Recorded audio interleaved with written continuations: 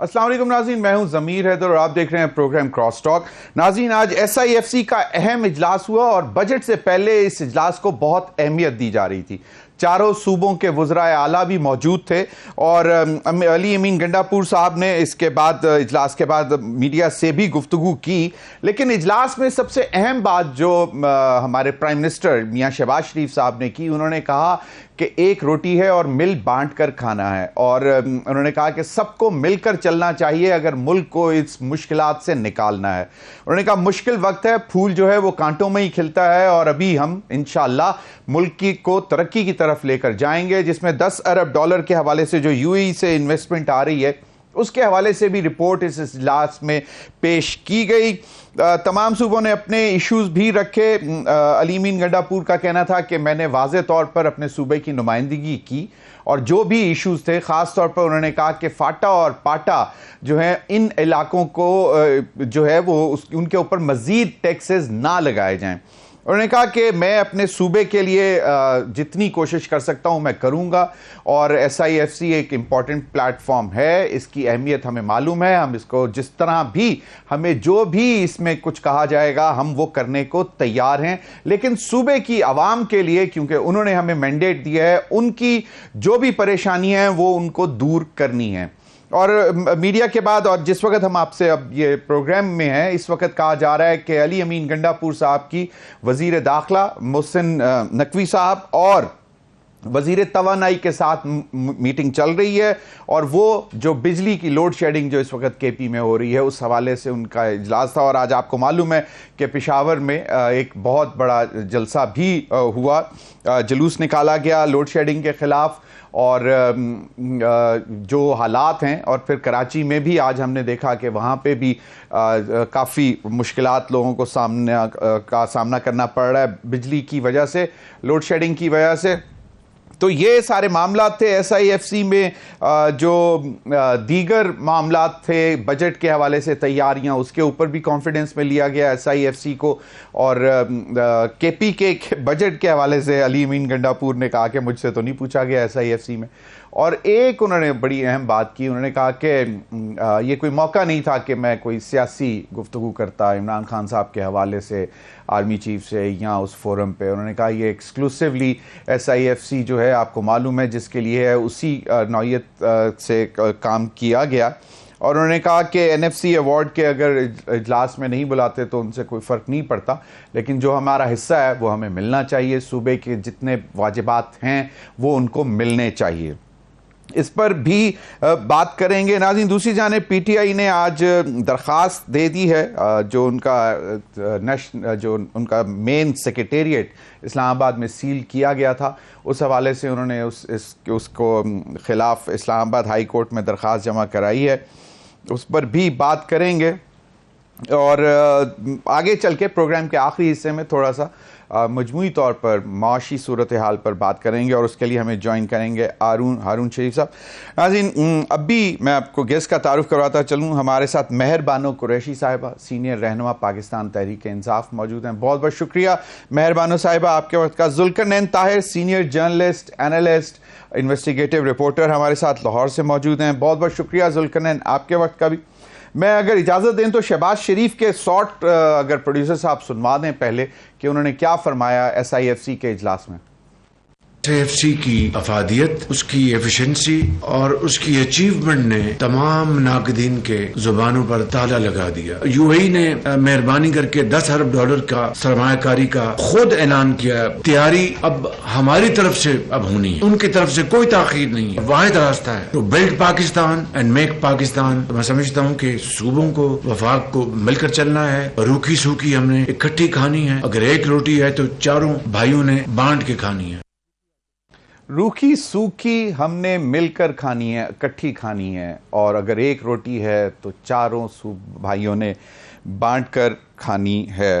मैं मेहरबानो साहिबा की तरफ जाने से पहले मैं ज़रा जुल्करनैन ताहिर से कमेंट ले चलें। मेहरबानो साहिबा, प्राइम मिनिस्टर ने कह दिया कि हमें रूखी सूखी रोटी जो है वो मिलकर खानी है और एक रोटी है और बांट कर खानी है।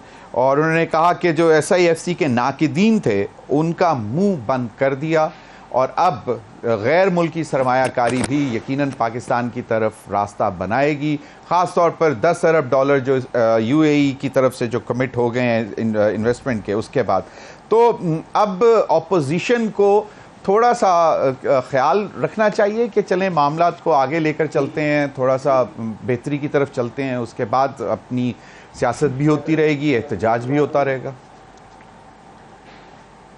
जी बिल्कुल, अस्सलाम वालेकुम। अब सबसे पहले तो उन्होंने कहा कि रूखी सूखी रोटी तो हम सबको खानी पड़ेगी, तो मुझे याद आता है जब वज़ीर आज़म शहबाज शरीफ पिछली बार दौरे हुकूमत उनका था, जो 16 माह की उनकी माशाल्लाह ऐसी हुकूमत थी जिसने गरीब की कमर तोड़ कर रख दी, तो तब भी उनके जो वज़ीर थे उन्होंने कहा था कि एक रोटी 4 लोग बांट के 4 टुकड़ों में बांट के खा लें। तो ये कुर्बानियाँ आवाम से तो ज़रूर मांगते रहे हैं, मांगते आ रहे हैं और मांगते रहेंगे, मगर इसके बरअक्स अगर देखा जाए तो जो वज़ीर आला हाउस है उसके जो बजट है उसको बढ़ा दिया गया है। इलेक्शन कमीशन ऑफ पाकिस्तान में जिन आरओज़ ने बहुत अच्छा काम किया है, ऑब्वियसली फॉर्म 47 इनको बनाकर दिए हैं, उनके लिए भी बोनसेस अनाउंस हुए हैं। जहां पर कटौती होनी चाहिए है, जहां पर हुकूमत को अपना खर्च कम करना चाहिए है, वहां पर बढ़ता जा रहा है और आवाम के लिए वही पैगाम है, एक रोटी के 4 टुकड़े कर लो या रूखी सूखी खा लो। तो ये तो चलता रहेगा इससे, मगर इनको आवाम में ज़्यादा पजीराई नहीं मिलेगी, क्योंकि इस वक्त आवाम जो है वो इनकी नाकिस पॉलिसियों का शिकार है। देखिए, पाकिस्तान को मुश्किलात तो दरपेश हैं, वो हम सब जानते हैं, हम सबको मालूम है कि हमें अपनी कमर कसनी है और मुश्किल फ़ैसले करने हैं, और इन मुश्किल फ़ैसलों का हम सबको इकट्ठे मिलकर सामना करना पड़ेगा। मगर वो सब आवाम तब करने को तैयार होती है जब आवाम को कोई एतमाद हो अपनी हुकूमत में, या वो उनकी तरफ से कुछ ऐसे इक़दामात देखे जिनसे उनकी हौसला अफजाई हो कि चीज़ें सही तरफ जाएंगी। SIFC का उन्होंने बात की तो मुझे याद आता है कि साल पहले SIFC को लेकर ही एक बयान दिया गया था कि 1 साल में पाकिस्तान की मईशत बेहतरी की तरफ जाएगी, चीज़ें सब ठीक हो जाएंगी, $1 ट्रिलियन की इकॉनमी हम बना देंगे पाकिस्तान को। मगर अफसोस से देखने में क्या मिलता है कि स्टैग्फ्लेशन है मुल्क में, इन्फ्लेशन 26% है, ग्रोथ जो है वो मनफी है, वो 2.4% है, तो मतलब नेगेटिव ग्रोथ है। आपकी एक्सपोर्ट्स बढ़ नहीं रही हैं, कम हो रही हैं, इंडस्ट्री आपकी बंद हो रही है, बिजली और महंगी होएगी और इंडस्ट्री बंद होएगी, तो चीजें बेहतरी की तरफ नहीं जा रही। बिल्कुल मेहरबानो साहिबा, एक चीज जो अभी ऑफिशियल स्टैट्स भी आए हैं फेडरल ब्यूरो ऑफ स्टैटिस्टिक्स के, उसके मुताबिक तो इन्फ्लेशन में कमी आ रही है, और कुछ लोग हुकूमती हलकों का ये ख्याल है कि अब इसकी वजह से बेचैनी भी बढ़ रही है, क्योंकि शायद एक ये पॉइंट था जिसको लेकर बजट के बाद अपोजिशन जो है बाकायदा आवाम को निकालने की तैयारी कर रही थी।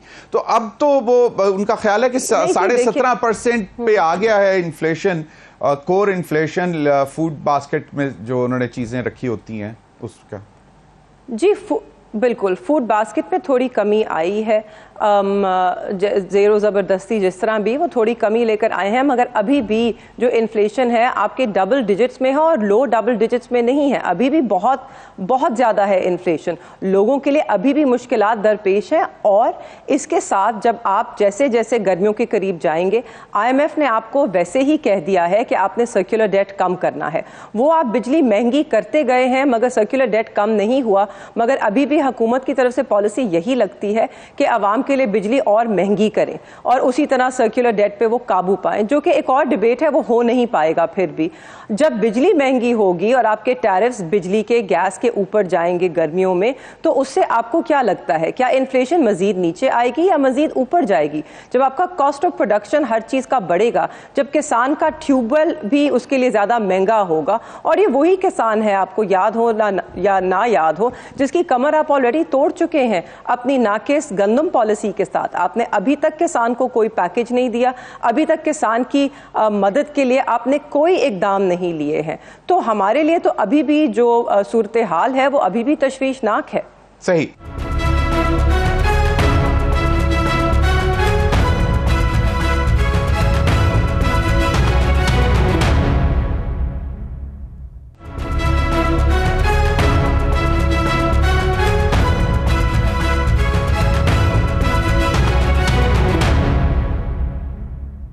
जुल्करनैन ताहिर, आपने भी प्राइम मिनिस्टर की गुफ्तगू सुनी और SIFC को जो है वो बेंचमार्क करार दिया जा रहा है कि एक ऐसी एनवायरनमेंट पाकिस्तान में बनाए, मॉनिटर करे और इंश्योर करे कि इन्वेस्टमेंट आए। और उन्होंने कहा कि नाक़दीन के मुंह भी बंद कर दिए। दूसरी जानिब मरियम नवाज साहिबा को मैं आज सुन रहा था, उन्होंने कहा कि मुल्क जो है तरक्की की तरफ चल रहा है, लोगों की परेशानियों के दिन बहुत जल्द ख़त्म हो जाएंगे। लेकिन अब मैं देख रहा था कि पंजाब में तो बेसिक मेडिसिन्स भी दस्तयाब नहीं हैं और उनकी कीमतें भी बढ़ रही हैं। और अब अगर 18% sales tax across the board लगता है और मेडिसिन पे भी लगता है तो फिर तो एक गरीब आदमी के लिए इलाज के लिए भी मुश्किलात पैदा हो जाएंगी। लेकिन मरियम नवाज साहिबा कह रही हैं कि बेहतरी के दिन आ रहे हैं। प्राइम मिनिस्टर कह रहे हैं कि कांटों में से फूल खिलते हैं और इंशाल्लाह खिलेंगे, लेकिन तब तक एक रोटी चारों भाई सूबे मिलकर बांट कर खाएं। थैंक यू ज़मीर साहब। देखिए, मोस्ट इम्पोर्टेंट जो इसमें चीज़ है, what I see that is कि अगर $10 बिलियन कमिट किए हैं UAE ने, तो इसको देखना पड़ेगा कि ये वो 10 बिलियन पाकिस्तान में आता भी है कि नहीं है। अभी देखें कि सऊदी अरेबिया ने $5 बिलियन कमिट किया है और उसके बाद आगे हमारे पास कोई खबर नहीं है कि वो $5 बिलियन पाकिस्तान में over the what period of time आएगा, किस सेक्टर में इन्वेस्ट होगा और उसके साथ साथ जो इंडिजिनस एम्प्लॉयमेंट है वो कैसे जनरेट होगी। अब मैं थोड़ा सा आपको और पीछे ले जाऊं, तकरीबन 2 साल पहले आप देखें पाकिस्तान में बहुत बड़ा सैलाब आया और इस फ्लड ने तकरीबन $30 बिलियन का नुकसान किया पाकिस्तान का। और उसके बाद देख लें, वर्ल्ड फोरम के ऊपर हमारी कॉन्फ्रेंसेस हुई और इंटरनेशनल कम्युनिटी ने प्लेज किया कि हम ये $30 बिलियन का नुकसान आपका पूरा करेंगे क्लाइमेट चेंज की वजह। और ये आपके, चूंकि आपकी कंट्रीब्यूशन नहीं है क्लाइमेट चेंज में, लेकिन आप सफ़र हैं, आपने सफ़र किया इसमें। तुम वो देखिएगा कि 2022 के फ्लड के बाद $30 बिलियन का नुकसान हुआ। $30 बिलियन इंटरनेशनल कम्युनिटी ने कमिट किया, लेकिन पाकिस्तान में आया कितना? शायद $1 बिलियन से भी कम। तो सिमिलरली ये बातें तो बड़ी बड़ी हैं, जाके आप मिलते हैं, आप MOU साइन हो जाते हैं, इवन MOU साइन होने के बाद तक भी वो चीज़ें पेपर पर रहती हैं। तो इसमें सबसे चीज़ जो इम्पोर्टेंट है, देखने वाली है, वो यही है कि आपको कोई $10 बिलियन कमिट कर रहा है, प्रॉमिस कर रहा है, कोई $5 बिलियन प्रॉमिस कर रहा है, या कोई व्हाट्सोएवर बिलियन डॉलर्स आपको प्रॉमिस कर रहा है, आपके घर में आके लगते कितने हैं? That is the main thing. तो गवर्नमेंट, मुझे लग रहा है अभी जिसे कह लेना, government needs to walk the talk. जो बड़ी बड़ी बातें हैं वो at the end of the day materialize होती हैं कि नहीं, इस पे हमारी नजर होगी, being media persons as well. क्योंकि अभी देखें ना, बट जुल्करनैन ताहिर, ये तो UAE के जो जी मैं कह रहा था कि UAE के जो मतलब हैं बादशाह, उन्होंने बाकायदा कमिट किया, उन्होंने कहा कि हम करेंगे, तो उसमें डाउट तो नहीं होना चाहिए। ऑफ कोर्स, लाइक MOUs का टाइम खत्म हो चुका हुआ है, नाउ दे मीन बिजनेस। अब वो आएंगे, एग्रीमेंट्स करेंगे एंड द वर्ड स्टार्ट्स गो। मतलब इट्स नॉट के जी MOU साइन करते रहें और दीगर चीज़ों के ऊपर टाइम वेस्ट करते रहें। तो ये एक चीज़ है। दूसरा जो मैंने सवाल किया था कि मिलकर बांट कर खानी है रोटी, वो, और फिर मरियम नवाज साहिबा का क्लेम, उस पर कमेंट कर दें जुल्करनैन। राइट, देखें, मिलके बैठ के उस वक्त ही ये बांट सकते हैं जब वही बात है कि अपने ये थोड़े डिफरेंसेस को ब्रिज अप करने की कोशिश करें। अभी हमने ऑफ लेट देखा है कि जितना ज्यादा डिफरेंसेस बढ़ गए हैं between the government and the opposition mean PTI, वो तो लग रहा है कि अब ये पूरी लड़ाई के मूड में है। अभी आप कल का पंजाब कैबिनेट का बड़ा डिसीजन देख लें। पंजाब कैबिनेट ने ये डिसाइड किया है कि हमने नए केसेस करने हैं इमरान खान के ऊपर और बाकी PTI लीडरशिप के ऊपर, क्योंकि वो उनका नैरेटिव हेट से भरा पड़ा है। कौमी स्टेट इंस्टीट्यूशन के खिलाफ वो ये नैरेटिव फैला रहे हैं, तो हमने मजीद केसेस इन पे करने हैं। जुल्करनैन उस पर बात करेंगे, जुल्करनैन उस पर बात करेंगे, but the tall claims, I am talking about the tall claims. मैं जो टॉल क्लेम्स है, मैं उनकी बात कर रहा हूं। इस पर आएंगे, इस पर बात करते हैं आगे आके, क्योंकि पहले एक माहौल बनाया जा रहा था कि मुज़ाकरात की तरफ चलें, टेबल पर बैठें और अब फिर मजीद केसेस, फिर इनका जो मेन सेक्रेटेरिएट इस्लामाबाद में वो भी तोड़ा गया, उस पर आएंगे। Will definitely come to that. Economy का अगर आप देखिए, जी मैं इस पे कमेंट कर लूं।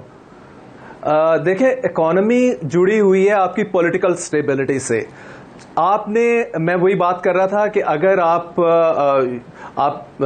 वॉक द टॉक उसी सूरत कर पाएंगे जब आप पॉलिटिकल स्टेबिलिटी के साथ पैरेलल स्टेप्स लेंगे। आप सिर्फ जो है कि इतना पैसा आ रहा है या ये पैसा लगेगा, आगे रोजगार निकलेगा इससे, ठीक है जी, खुशहाली आएगी, इन्फ्लेशन पे काबू होगा, ये सारी बातें बड़ी अच्छी हैं, लेकिन ये सब चीजें जुड़ी होती हैं आपकी पॉलिटिकल स्टेबिलिटी से। अगर आपकी लड़ाई जारी हो तो आपकी पॉलिटिकल आपका इकोनॉमिक स्टेबिलिटी आना बहुत मुश्किल होता है। इवन आपका जो लोकल इन्वेस्टर है वो भाग रहा होता है। जिसे कह लें फॉरेन इन्वेस्टर, तो एक बड़ी बात है, फॉरेन इन्वेस्टमेंट आए वो तो बहुत ही वेलकमिंग साइन होता है। लेकिन अगर आपके हालात कंट्री के अंदर आपका टर्मोइल है, हर किस्म का टर्मोइल आपको नजर आ रहा हो, तो उसमें आपका लोकल फॉरेन मतलब एक कंजीनियल एनवायरनमेंट नहीं होता जिसमें वो इन्वेस्ट करें। Exactly. I understand, of course, आपने फॉरेन इन्वेस्टर को अट्रैक्ट करने के लिए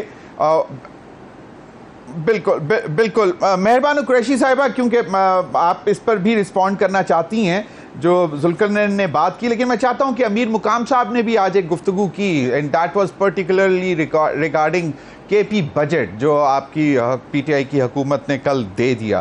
क्या कह रहे हैं अमीर मुकाम साहब, ये जरा सुन लें। क्या मजाक इस सूबे के साथ कर रहा है, ये हमने कभी जिंदगी में देखा ही नहीं। कि विफाकी बजट अभी पास ही नहीं हुआ, आया ही नहीं, और इस तरह मफरूजों पर बजट पेश करना, मैं कहता हूँ कि इस सूबे के अवाम की तौहीन है। शेख चलियों से भी आगे वाले बात है, कभी कहते हैं वो अपना हाउस पर कब्जा करेंगे, कभी कहते हैं इस्लामाबाद पर जो मैंडेट मिला, इस मैंडेट की अब तौहीन कर रहा है। आपको जो मैंडेट मिला है, आपको चाहिए कि इन अवाम की मसाइल के लिए सोचे। जी मेहरबानो साहिबा, वैसे इससे पहले अली मीन गंडापुर साहब ने भी कहा कि एक तो उन्होंने कोई आईनी खिलाफ वर्जी नहीं की बजट देकर, और उन्होंने कहा कि अगर वफाक पैसे बढ़ा देती है तो वो यकीनन वो उसका बेनिफिट अपनी आवाम को देंगे। फिर उन्होंने कहा कि यकीनन कहीं पे ये लिखा नहीं हुआ आइन में या कहीं पे कोई हार्ड एंड फास्ट रूल नहीं है कि सूबाई हुकूमत जो है वो वफाक से पहले बजट नहीं दे सकती। वो बिल्कुल सही है, लेकिन वो कहते हैं कि जी चढ़ाई करेंगे, और फिर बिजली के मामले पे भी अभी इस वक्त इजलास हो रहा है और अली मीन गंडापुर साहब उस इजलास में भी शरीक हैं, तो क्रिटिसिज्म तो हो रहा है, कल भी बहुत ज़्यादा हुआ। तो क्या हेस्ट क्या थी, what was the haste behind presenting the budget? सिर्फ लीड लेना? जी ज़मीर साहब, आपने खुद ही कहा अब वो प्रिपेयर्ड है। अगर एक हुकूमत प्रिपेयर्ड है और एक उनके पास एक फॉरवर्ड लुकिंग बजट वो दे सकते हैं। अब इसमें ये भी याद रहे कि वफाक ने अभी भी केपी के सूबे को बहुत से पैसे हैं जो देने हैं, विच इट ओज देम। तो उन्होंने उसको भी अपने जो बजट है उसमें ये भी रखा होगा, और ये वफाक की जिम्मेदारी बनती है कि ना सिर्फ वो केपी को उसका पूरा हिस्सा दे आने वाले बजट में, मगर जो पिछले उनके अरेयर्स हैं या जो उनकी पेमेंट्स ड्यू हैं वो भी दें। उन दोनों चीज़ों को मद्देनज़र रखते हुए आपने खुद कहा कि आइन में कहीं पर भी ये पाबंदी नहीं है। तो मुझे नहीं समझ आ रही कि किसी को इस बात से क्या इख्तलाफ हो सकता है कि एक सूबे ने जल्द अपना काम किया है और एक बजट पेश किया है। मेरे ख्याल में इस पे हमें ज़्यादा वक्त नहीं गुजारना चाहिए है। बहुत ही ज़रूरी चीज़ें हैं, उस पर हम गुफ्तगू कर सकते हैं। जैसे कि हम जो मईशत की बात कर रहे हैं और SIFC की, या $10 बिलियन UAE की तरफ से, $5 बिलियन सऊदी भी कह चुका। उन्होंने ये भी कहा कि ओवर द नेक्स्ट इतने सारे साल हम $20 बिलियन लगाएंगे, मगर अभी तक ये तयन नहीं किया गया कि किन सेक्टर्स में लगाएंगे। ये बड़ा ज़रूरी है करना, क्योंकि वरना नहीं तो ये सिर्फ हवा में बातें हैं। जब तक और ये मटेरियलाइज नहीं करेंगे, या तो अब अनाउंस हुआ होता कि 10 बिलियन आ रहे हैं, इन सेक्टर्स में आ रहे हैं, तो आपको पता होता कि जल्द आएंगे। MOUs तो बेशतर साइन हुए हैं, हमारी माजी भरा हुआ है, कोई 300 बिलियन से ज़ायद बेशतर MOU साइन हो चुके हैं पाकिस्तान की तारीख में। मगर आप इस बात को ज़रा मद्देनज़र रखिए कि इस वक्त पाकिस्तान में इन्वेस्टमेंट जो है अपनी 50 साला लो पर है। इतनी कम इन्वेस्टमेंट पाकिस्तान में कभी भी नहीं हुई। दिस इंक्लूड्स लोकल इन्वेस्टर, आपका फॉरेन इन्वेस्टमेंट तो हम भूल ही जाएं। इस वक्त कौन सी सूरत हाल है, मुझे बताइए कि कौन पाकिस्तान को चुनेगा इस वक्त यहाँ पर इन्वेस्ट करने में, जहाँ पर आपके अदालतें जो है मफलूज हुई हुई हैं, आपके हाई कोर्ट के जजेस हैं कह रहे हैं कि दबाव के ज़रिए हमसे फैसले दिए जाते हैं। ये वो एनवायरनमेंट नहीं है कि जिसमें कोई फॉरेन इन्वेस्टर आके अपने पैसे लगाना चाहेगा। उनको पता होना चाहिए है कि यहाँ पे रोबस्ट निज़ाम है जो चलता है, इंसाफ मिलेगा। और वो ये भी देख रहे हैं ना, जो सियासी बहरान है, एक कशमकश है।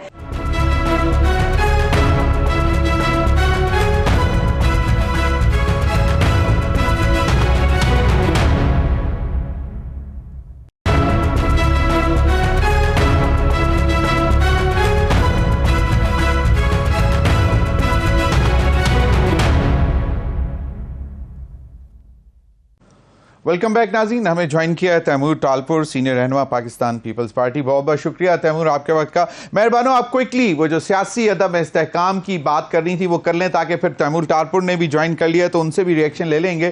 क्योंकि एक तरफ कोशिश थी कि मुज़ाकरात की तरफ चला जाए, बातचीत की जाए, लेकिन अभी तक शायद उसमें कुछ रियलाइज नहीं कर पा सके। हैदर साहब जी नहीं, मुझे तो आप लोग ये बताइए ना, हर कोई मफाहमत की बात करता है। मफाहमत के लिए एक एनवायरनमेंट होना चाहिए। किसने कोशिश की है मफाहमत की? बोझ तो, जिम्मेदारी तो हुकूमत पे आयद होती है, मगर हुकूमत का रद्द अमल और उनके इक़दामात आपके सामने हैं। इनमें से कौन से इक़दामात मफाहमती हैं? रऊफ़ हसन साहब पर कातलाना हमला, चले बेशक किसी ने भी किया हो, उसके ऊपर कोई कार्रवाई नहीं। इनफैक्ट उसके बरअक्स रऊफ़ साहब को जिन 4 ख्वाजा सरा ने उन पर हमला किया, उनकी गिरफ्तारी को यकीनी बनाने के अलावा या उनकी FIR जिस तरह वो दर्ज करना चाहते हैं उसका करने के अलावा उल्टा हमारे ही दफ्तर पर धावा बोल दिया इस्लामाबाद पुलिस ने। फिर उसके 24 घंटे नहीं गुजरते तो CDA बुलडोजर्स लेकर आ जाती है हमारा दफ्तर गिराने। फिर वक्त नहीं गुजरता तो हमारे ही रहनुमा है हमाद अजहर साहब, उनके घर पे छापा होता है। ना सिर्फ उनके घर के मुलाजमों को उठा लिया जाता है, उनके कुत्ते को ले जाते हैं। आज तक हमें मालूम नहीं है कि वो कुत्ता किधर है, वो कुत्ता एक मिसिंग बीइंग बन गया है। तो ये कौन से इक़दामात की बात कर रहे हैं? फिर पंजाब हुकूमत की कैबिनेट जो है आज ये फैसला करती है, कल उन्होंने इतनी ज़रूरी तरजीहात थी कि उसके 11वें नंबर पे इमरान खान के खिलाफ मजीद केसेस बनाना था। अब तक 200 तो हैं, उनको लगता है ये भी कम है तो और भी बना लीजिए, उसमें भी उनको सुबकी होगी। तो कौन सी मफाहमत, किस बिना पे आप लोग मफाहमत की बातें करते रहे हैं? हमने तो हुकूमत से अभी भी कोई ऐसा इकदाम नहीं देखा। SIFC की मीटिंग होती है, उसमें आप एक ही सूबे के वजीर आला को बुलाते नहीं हैं, उनको जान के बाहर रखा जाता है। फिर आखिरी आज तो SIFC के इजलास में कि उस सबके बावजूद वो गए, वो उनका बड़ापन है, उनका बड़ापन है कि उन्होंने मुल्की मफाद को सामने रखा। मेहरबानो आपका पॉइंट आ गया। इफ यू अलाउ मी और उसका हिस्सा बने। इफ यू अलाउ मी, मैं तैमूर टालपुर की तरफ जाना चाहूंगा। तैमूर टालपुर साहब, आसिफ अली जरदारी साहब इंतखाबात से पहले, इंतखाबात के फौरी बाद, हुकूमत साजी के दौरान और फिर हुकूमत बनने के बाद भी, और फिर पहले सदारती खिताब में जो उन्होंने पार्लियामेंट से किया, जॉइंट सेशन से, उसमें भी उन्होंने ये कहा कि मिलकर बैठकर बात करें। तो आपको क्या लगता है कि पीपल्स पार्टी अभी हुकूमत का हिस्सा है तो नहीं, लेकिन सहारा दिया हुआ है, सपोर्ट दी हुई है उन्होंने, लेकिन तो पीपल्स पार्टी अगर बातचीत करना चाहती है, टेबल पे आना चाहती है, तो क्यों फिर ऐसे माहौल बनाया जा रहा है जिस तरफ मेहरबानो कुरैशी साहिबा ने इशारा दिया? बहुत बहुत शुक्रिया भाई। बात ये है कि जो लोग PTI में ऐसे हैं जो कि बातचीत करना चाहते हैं, उनसे साथ लड़ा जाता है, उनको बैकफुट पे भेज देता है। तो माहौल को भी ऐसा क्रिएट कर दिया है कि बिल्कुल एक 1 मैन पॉलिसी इनके पास पार्टी में, जिस तरह से इनकी हुकूमत में डेमोक्रेसी नहीं थी, उसी तरह से इनकी पार्टी में कोई डेमोक्रेसी नहीं है। तो 1 मैन शो है, तो इन उस माहौल नहीं एक्सपेक्ट करता कि कोई भी इनका इमरान खान की मर्जी के सिवा कोई बातचीत में इंटरेस्टेड होगा। तो जिस तरह से बच्चा जब जब रोता है अपनी माँ को याद करता है, उसी तरह से जब जब इनको कोई तकलीफ होती है तो ये मिलिट्री डिक्टेटरशिप, मिलिट्री लीडर से, आर्मी चीफ से, हमारी एजेंसी के चीफ से बात करना पसंद करते हैं, और उन्होंने अल्हम्दुलिल्लाह इनको लाल झंडी दिखा दी है। तो अब मेरे ख्याल से ये किसी तरह अपने लीडर को कन्विंस करें, जो कि मैं डाउट करता हूँ ये कर सकेंगे, तो उसके अलावा और कोई रास्ता बचा नहीं है। कोई हमने तो बात की, हमने तो हुकूमत में आने के लिए इनको सलाह मशवरे दिए कि इनको मैंडेट मिला है तो इनका मैंडेट का इनको फायदा उठाना चाहिए। इनको इसलिए तो वोट नहीं दिया आवाम ने कि लड़ाई झगड़े करते, लोगों को जूते मारकर असेंबली में गालियां देते रहे। उन्होंने किया था कि उनका काम हो, मुल्क बेहतरी की तरफ जाए। उसने मैंडेट का एक गलत इस्तेमाल किया जा रहा है, लिहाजा हमसे इनको बात करनी नहीं है। जिनसे इनको बात करनी है वो बात इनसे करेंगे नहीं, तो मामला वहीं का रहेगा।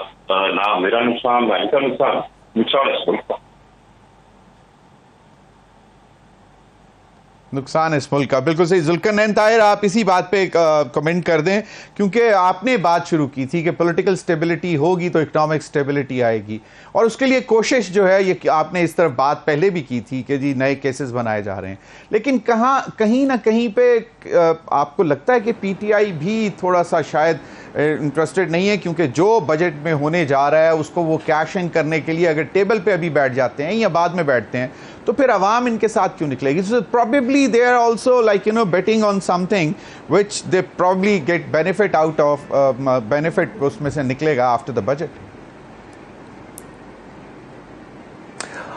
देखें, इनका पीटीआई और आप की बात कर लें या पावरफुल हलकों की बात कर लें, बेसिकली राइट नाउ इस टाइम टोटल कम्युनिकेशन ब्रेकडाउन है बिटवीन देम, और ये मामला थोड़ा ज़्यादा ख़राब हुआ जब ये जो भी जिसे कह लें कि इनको काइंड ऑफ चीज़ें अगर ऑफ़र की गई, खान साहब को जेल के अंदर अगर कोई निगोशिएशन हुई हैं, और डेफिनेटली हुई हैं इस हवाले से, और उसके बाद यही था कि खान साहब कहते हैं कि जी मेरा स्टोलन मैंडेट जो है वो मुझे वापस किया जाए, फिर हम आगे मूव ऑन करते हैं। लेकिन पॉइंट ये है कि अगर स्टोलन मैंडेट वापस करने वाली बात होती है तो फिर जो अभी इनकम्बेंट गवर्नमेंट में लोग हैं इन्होंने क्या करना है, तो वो तो मुमकिन नहीं है ये सारी चीज़ें। और उसके बाद जो डिज़ास्टर हुआ, जो जिसे आप ये कह लें कि कम्युनिकेशन ब्रेकडाउन है, वो इनफैक्ट जो ब्रिटिश न्यूज़पेपर है टेलीग्राफ में, वो खान साहब का आर्टिकल है, उसके बाद से चीज़ें ख़राब होती गई, और यही ख़राबी अब यहाँ तक पहुँची है कि लड़ाई बढ़ गई है।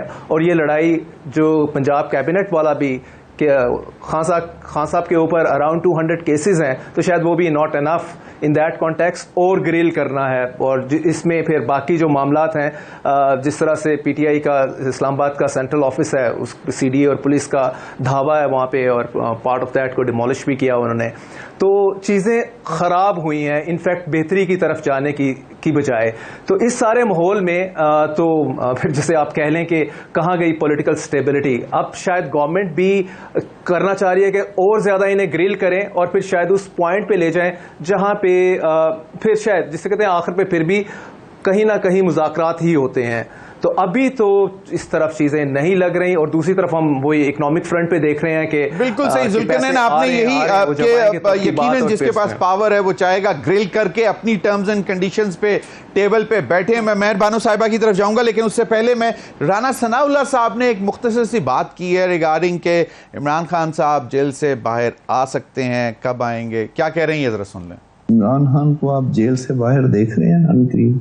नहीं, अनकरीब तो मैं नहीं देख रहा। वो इस मुल्क के इस वक्त एक सियासी हकीकत है, लेकिन वो वहीं खड़ा है बंदा, तो अगर वो अपना रवैया जो है उसको सियासी बनाए, क्योंकि पार्लियामानी जमहूरी सिस्टम में आप डायलॉग से इनकार करके आप सर्वाइव ही नहीं कर सकते। तो मैं तो वही कह रहा हूँ कि ना वो हमें कर सकता है खत्म, ना हम उसे कर सकते। तो जब नहीं कर सकते तो फिर बैठ के ही बात बन सकती है, लेकिन उनकी अभी जो है ये बात समझ में नहीं आ रही।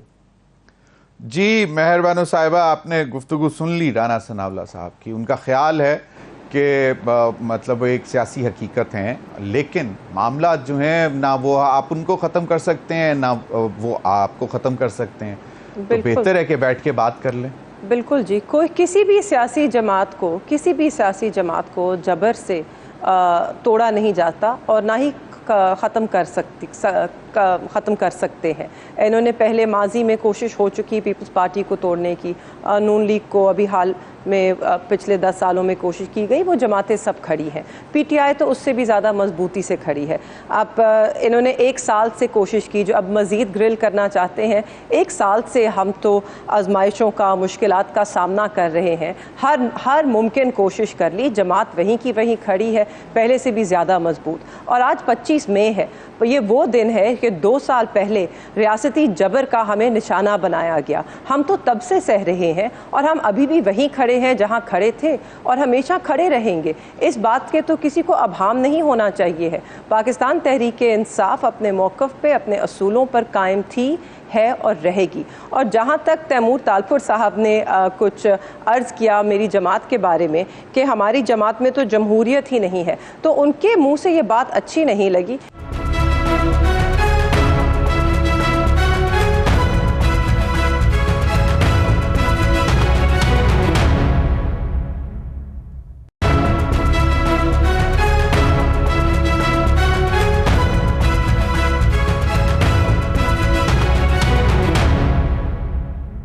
वेलकम बैक नाज़रीन। आज हमें ज्वाइन किया हारून शरीफ साहब ने, साबिक चेयरमैन बोर्ड ऑफ इन्वेस्टमेंट भी हैं, इकोनॉमिस्ट भी हैं, बड़ी गहरी नज़र रखते हैं। बहुत बहुत शुक्रिया हारून भाई आपके वक्त का। हारून भाई, एक तो ये मुझे ये ज़रा बताएं कि ये पहली दफ़ा, जितने अरसे से मैं कम से कम रिपोर्टिंग कर रहा हूँ या जर्नलिज्म कर रहा हूँ, उसमें पहली दफ़ा देखा है कि सूबे ने पहले बजट दे दिया और कोई आईनी कतगन भी नहीं थी, लेकिन कोई इससे कोई नुकसान हो सकता है, कोई परेशानी हो सकती है? कि मैसेजिंग है। मैसेजिंग ये है कि कोऑर्डिनेशन का फुकदान है और इसको कॉन्फिडेंस में एक दूसरे को लिए बगैर अगर आप कुछ कर देते हैं, सूबे के लिए भी ये अच्छा नहीं है सिग्नल देना, क्योंकि उनको भी एक सिग्नल देना है कि वो एक वफाक का हिस्सा है और एक कोऑर्डिनेटेड तरीके से चल रहे हैं। सो ये दोनों साइड पे है कि वहां पर उनको एक अंडरस्टैंडिंग होनी चाहिए थी। लोग जो हैं, खास तौर पे मार्केट्स एंड अदर्स, वो इस सिग्नल को आई डोंट थिंक इतना मस्बत लेंगे। बिल्कुल सही। आज मैं सुन रहा था अलीमीन गंडापुर साहब, सीएम केपी के, वो कह रहे थे कि भाई अगर पैसे बढ़ा दिए तो मैं अपनी आवाम को और रिलीफ दे दूंगा। तो मैंने तो बड़ा कंट्रोल्ड बजट दिया है, लेकिन रिलीफ ज़्यादा दिया है। चलें, उस पर भी बात होगी। आज SIFC का बड़ा अहम इजलास हुआ। बजट से पहले ये इजलास होना और उसके बाद फिर जो UAE की कमिटमेंट्स हैं उसके ऊपर ब्रीफिंग दी गई और फिर दीगर जो ओवरऑल पिक्चर है वो भी सामने रख के गई। और प्राइम मिनिस्टर कहते हैं कि चारों भाइयों को रोटी एक मतलब 4 डिवाइड करके खानी है और कांटों में से फूल निकलेगा। उस पर जरा थोड़ा सा कमेंट कर दें कि how difficult times are coming after budget. देखिए, ये एपेक्स कमेटी का इजलास बड़ा टाइमली है। खास तौर पे IMF का मिशन वापस गया है और उन्होंने कंसेंसस की बात की है। उन्होंने जो गैप है एक्सटर्नल फाइनेंसिंग का, उसको ब्रिज करने की एश्योरेंसेस की बात की है।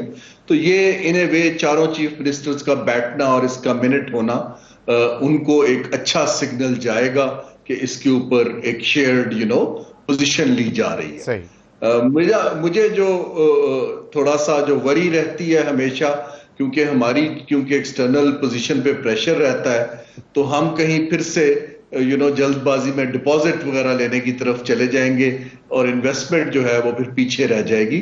ताकि क्योंकि जो हुकूमत का लॉस है वो तो फिल हो जाएगा, लेकिन जो असल लोगों में इन्वेस्ट होना है, हमें इन दोनों चीजों को साथ लेके चलना है। बिल्कुल सही। अब IMF की जो कंडीशनैलिटीज आ रही थी सामने, वो उसमें मैं एक देख रहा था 18% sales tax across the board.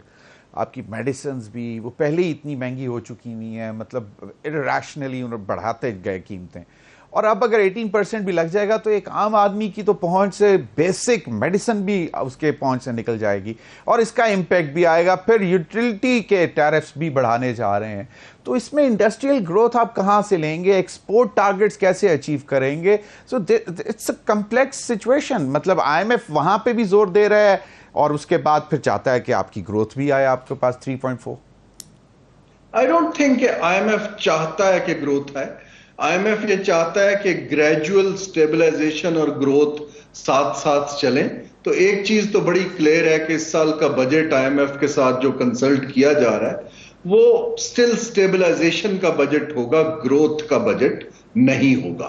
हाँ, अगर इंडिकेटर्स 1 साल के बाद बेहतर होते हैं तो उसमें कुछ रिलैक्सेशन आ सकती है।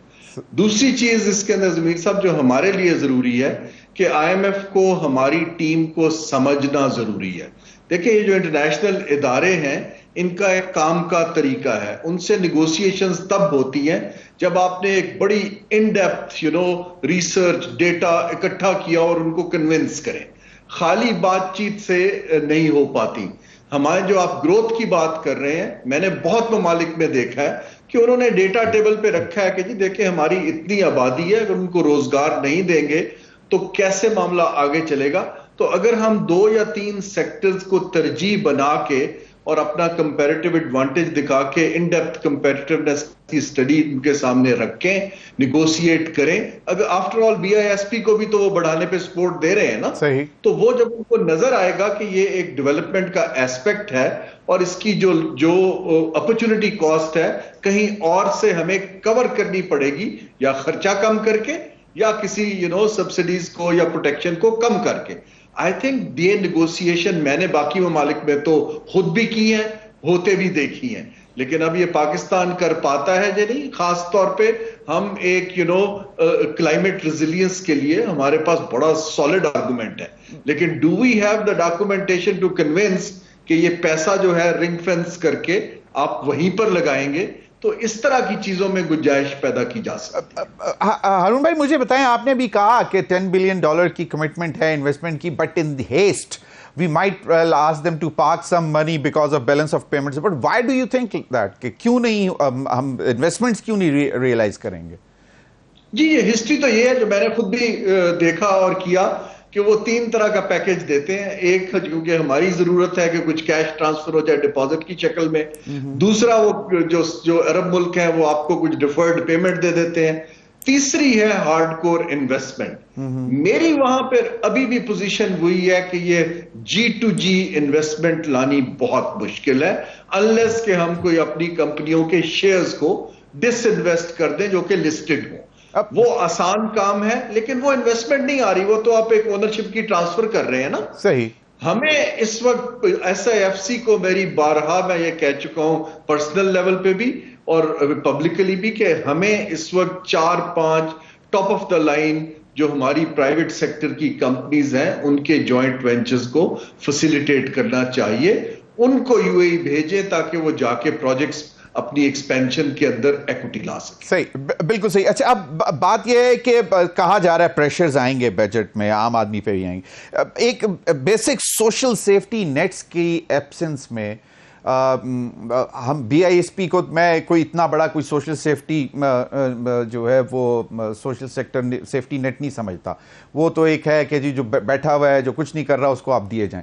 तो इसमें कुछ रूम निकल सकता है कहीं पे किसी और तरीके से, कोई मतलब कोई इंश्योरेंसेज या कोई जिस तरह पहले हेल्थ कार्ड था, सेहत कार्ड, और मतलब व्हाट नॉट, उस किस्म के कोई सोशल इंश्योरेंसेज हैं, एजुकेशन और हेल्थ के कूपन्स हैं, इसके अलावा आपकी टारगेटेड सब्सिडीज हैं, क्योंकि हमारे पास अल्लाह के फजल से डेटा तो अवेलेबल है नादरा के थ्रू भी, बाकी जगह से भी। सही। लेकिन ये सारी चीजें करने के लिए हमें बड़ा कोई मजबूत टारगेटिंग का, अगेन एक सिस्टम डेमोन्स्ट्रेट करना है इंटरनेशनल कम्युनिटी को कि जो हम काम कर रहे हैं ये पॉपुलिस्ट नहीं है, पॉलिटिकल नहीं है, मेरिट पर है और इसकी बेसिस मजबूत है।